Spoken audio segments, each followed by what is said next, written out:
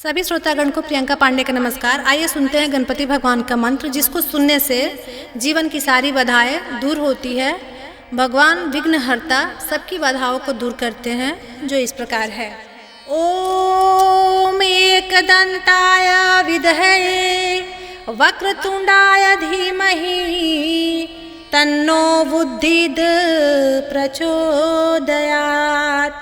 ओम एकदंताय विद्महे वक्रतुंडाय धीमहि तन्नो बुद्धिः प्रचोदयात्। ओम एकदंताय विद्महे वक्रतुंडाय धीमहि तन्नो बुद्धिः प्रचोदयात्। ओम एकदंताय विद्महे वक्रतुंडाय धीमहि तन्नो बुद्धिः प्रचोदयात्। ओम एकदंताय विद्महे वक्रतुंडाय धीमहि तन्नो बुद्धिः प्रचोदयात्। ओम एकदंताय विद्महे वक्रतुंडाय धीमहि तन्नो बुद्धिः प्रचोदयात्। ओम एकदंताय विद्महे वक्रतुंडाय धीमहि तन्नो बुद्धिः प्रचोदयात्। ओम एकदंताय विद्महे वक्रतुंडाय धीमहि तन्नो बुद्धिः प्रचोदयात्। ओम एकदंताय विद्महे वक्रतुंडाय धीमहि तन्नो बुद्धिः प्रचोदयात्। ओम एकदंताय विद्महे वक्रतुंडाय धीमहि तन्नो बुद्धिः प्रचोदयात्। ओम एकदंताय विद्महे वक्रतुंडाय धीमहि तन्नो बुद्धिः प्रचोदयात्। ओम एकदंताय विद्महे वक्रतुंडाय धीमहि तन्नो बुद्धिः प्रचोदयात्। ओम एकदंताय विद्महे वक्रतुंडाय धीमहि तन्नो बुद्धिः प्रचोदयात्। ओम एकदंताय विद्महे वक्रतुंडाय धीमहि तन्नो बुद्धिः प्रचोदयात्। ओम एकदंताय विद्महे वक्रतुंडाय धीमहि तन्नो बुद्धिः प्रचोदयात्। ओम एकदंताय विद्महे वक्रतुंडाय धीमहि तन्नो बुद्धिः प्रचोदयात्। ओम एकदंताय विद्महे वक्रतुंडाय धीमहि तन्नो बुद्धिः प्रचोदयात्।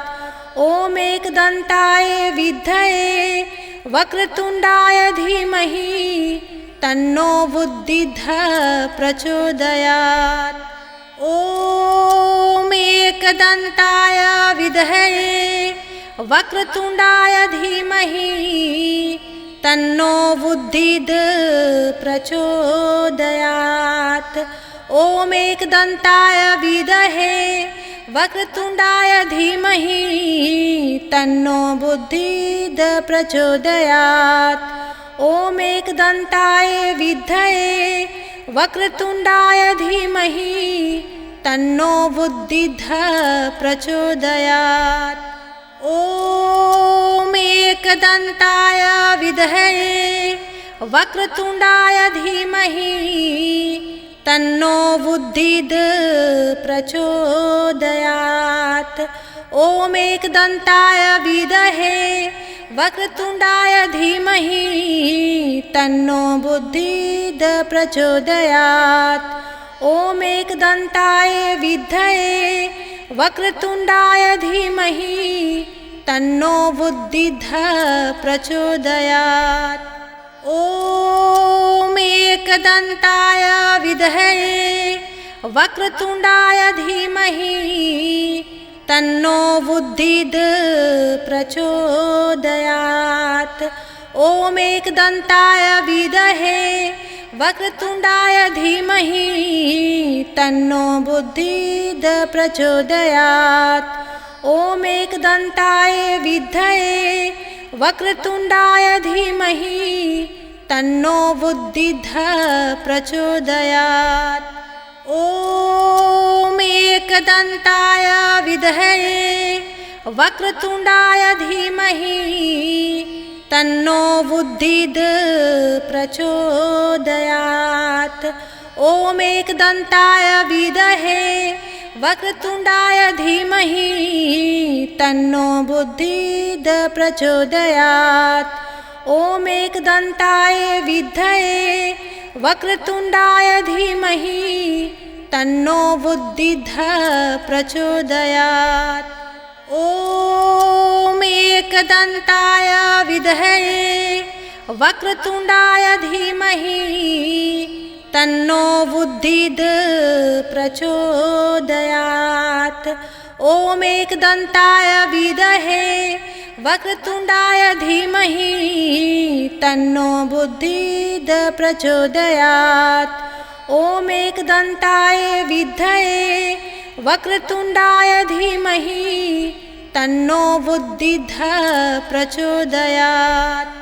ॐ एकदन्ताय विद्महे वक्रतुण्डाय धीमहि तन्नो बुद्धिद प्रचोदयात्। ॐ एकदन्ताय विद्महे वक्रतुण्डाय धीमहि तन्नो बुद्धिद प्रचोदयात्। ॐ एकदन्ताय विद्महे वक्रतुण्डाय धीमहि तन्नो बुद्धिद प्रचोदयात्। ॐ एकदन्ताय विद्महे वक्रतुण्डाय धीमहि तन्नो बुद्धिद प्रचोदयात्। ॐ एकदन्ताय विद्महे वक्रतुण्डाय धीमहि तन्नो बुद्धिद प्रचोदयात्। ॐ एकदन्ताय विद्महे वक्रतुण्डाय धीमहि तन्नो बुद्धिद प्रचोदयात्। ॐ एकदन्ताय विद्महे वक्रतुण्डाय धीमहि तन्नो बुद्धिद प्रचोदयात्। ॐ एकदन्ताय विद्महे वक्रतुण्डाय धीमहि तन्नो बुद्धिद प्रचोदयात्। ॐ एकदन्ताय विद्महे वक्रतुण्डाय धीमहि तन्नो बुद्धिद प्रचोदयात्। ॐ एकदन्ताय विद्महे वक्रतुण्डाय धीमहि तन्नो बुद्धिद प्रचोदयात्। ॐ एकदन्ताय विद्महे वक्रतुण्डाय धीमहि तन्नो बुद्धिद प्रचोदयात्।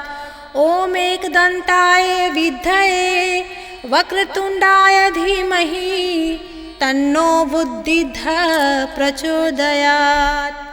ॐ एकदन्ताय विद्महे वक्रतुण्डाय धीमहि तन्नो बुद्धिद प्रचोदयात्। ॐ एकदन्ताय विद्महे वक्रतुण्डाय धीमहि तन्नो बुद्धिद प्रचोदयात्।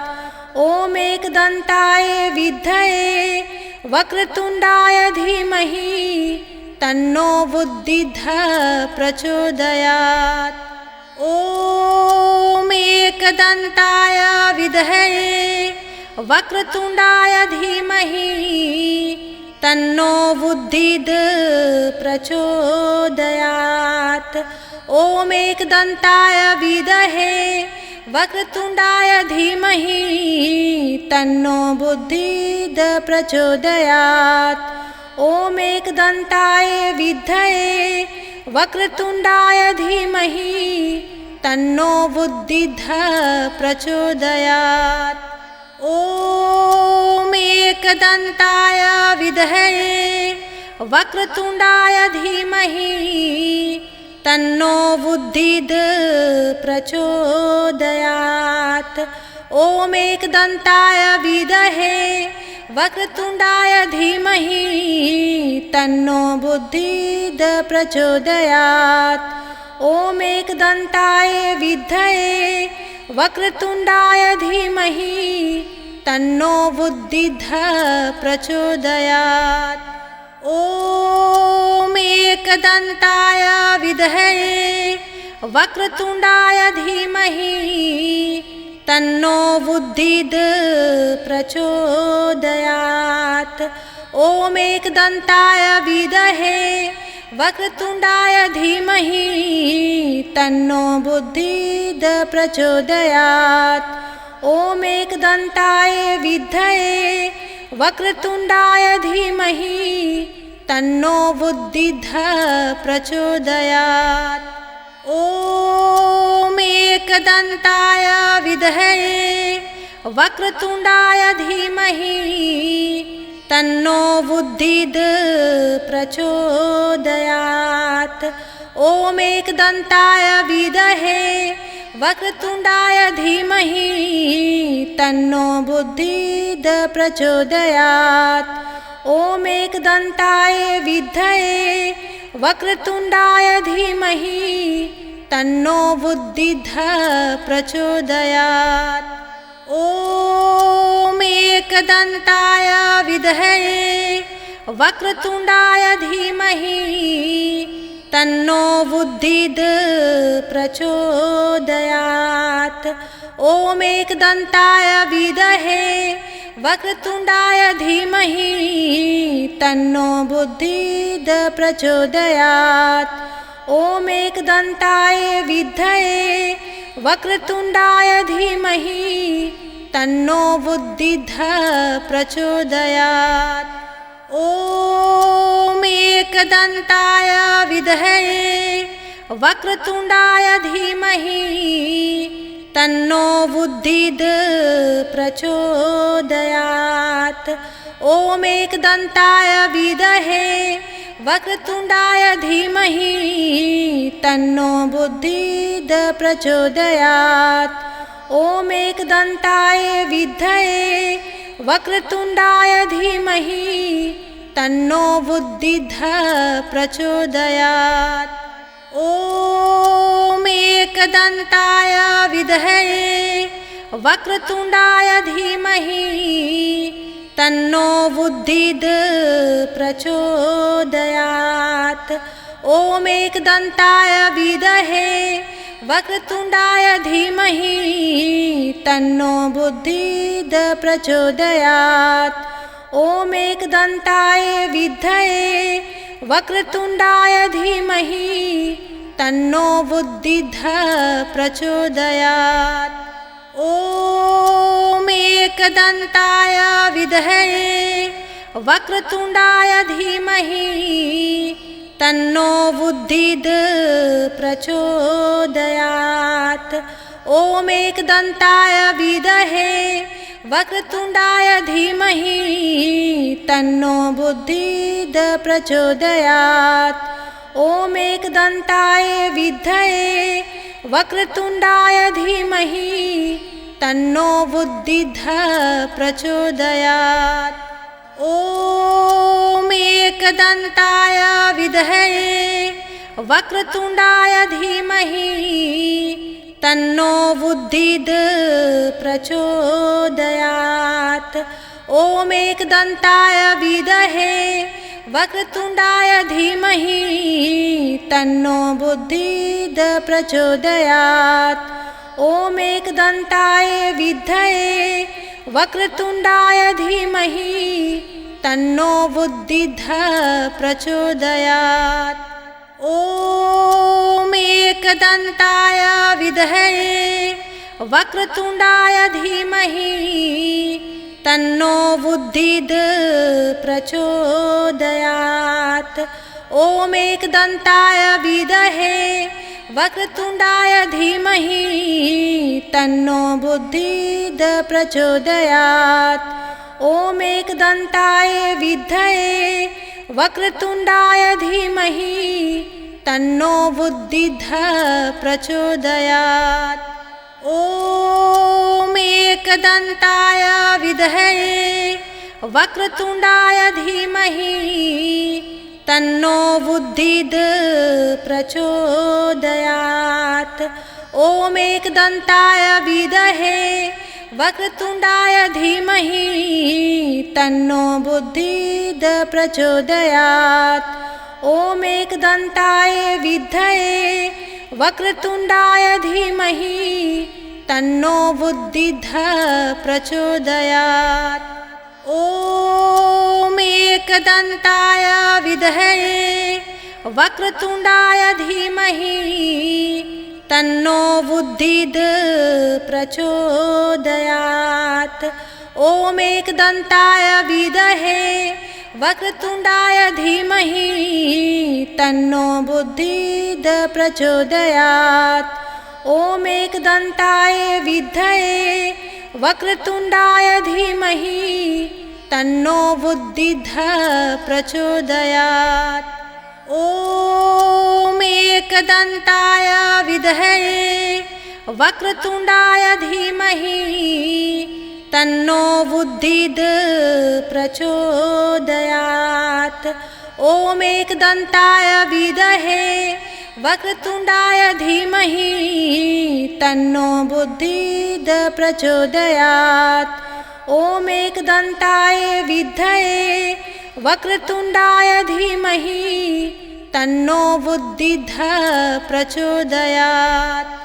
ॐ एकदन्ताय विद्महे वक्रतुण्डाय धीमहि तन्नो बुद्धिः प्रचोदयात्। ॐ एकदन्ताय विद्महे वक्रतुण्डाय धीमहि तन्नो बुद्धिः प्रचोदयात्। ॐ एकदन्ताय विद्महे वक्रतुण्डाय धीमहि तन्नो बुद्धिः प्रचोदयात्। ॐ एकदन्ताय विद्महे वक्रतुण्डाय धीमहि तन्नो बुद्धिः प्रचोदयात्। ॐ एकदन्ताय विद्महे वक्रतुण्डाय धीमहि तन्नो बुद्धिः प्रचोदयात्। ॐ एकदन्ताय विद्महे वक्रतुण्डाय धीमहि तन्नो बुद्धिः प्रचोदयात्। ॐ एकदन्ताय विद्महे वक्रतुण्डाय धीमहि तन्नो बुद्धिः प्रचोदयात्। ॐ एकदन्ताय विद्महे वक्रतुण्डाय धीमहि तन्नो बुद्धिः प्रचोदयात्। ॐ एकदन्ताय विद्महे वक्रतुण्डाय धीमहि तन्नो बुद्धिः प्रचोदयात्। ॐ एकदन्ताय विद्महे वक्रतुण्डाय धीमहि तन्नो बुद्धिः प्रचोदयात्। ॐ एकदन्ताय विद्महे वक्रतुण्डाय धीमहि तन्नो बुद्धिः प्रचोदयात्। ॐ एकदन्ताय विद्महे वक्रतुण्डाय धीमहि तन्नो बुद्धिः प्रचोदयात्। ॐ एकदन्ताय विद्महे वक्रतुण्डाय धीमहि तन्नो बुद्धिः प्रचोदयात्। ॐ एकदन्ताय विद्महे वक्रतुण्डाय धीमहि तन्नो बुद्धिः प्रचोदयात्। ॐ एकदन्ताय विद्महे वक्रतुण्डाय धीमहि तन्नो बुद्धिः प्रचोदयात्। ॐ एकदन्ताय विद्महे वक्रतुण्डाय धीमहि तन्नो बुद्धिः प्रचोदयात्। ॐ एकदन्ताय विद्महे वक्रतुण्डाय धीमहि तन्नो बुद्धिः प्रचोदयात्। ॐ एकदन्ताय विद्महे वक्रतुण्डाय धीमहि तन्नो बुद्धिः प्रचोदयात्। ॐ एकदन्ताय विद्महे वक्रतुण्डाय धीमहि तन्नो बुद्धिः प्रचोदयात्। ॐ एकदन्ताय विद्महे वक्रतुण्डाय धीमहि तन्नो बुद्धिः प्रचोदयात्। ॐ एकदन्ताय विद्महे वक्रतुण्डाय धीमहि तन्नो बुद्धिः प्रचोदयात्। ॐ एकदन्ताय विद्महे वक्रतुण्डाय धीमहि तन्नो बुद्धिः प्रचोदयात्। ॐ एकदन्ताय विद्महे वक्रतुण्डाय धीमहि तन्नो बुद्धिः प्रचोदयात्। ॐ एकदन्ताय विद्महे वक्रतुण्डाय धीमहि तन्नो बुद्धिः प्रचोदयात्।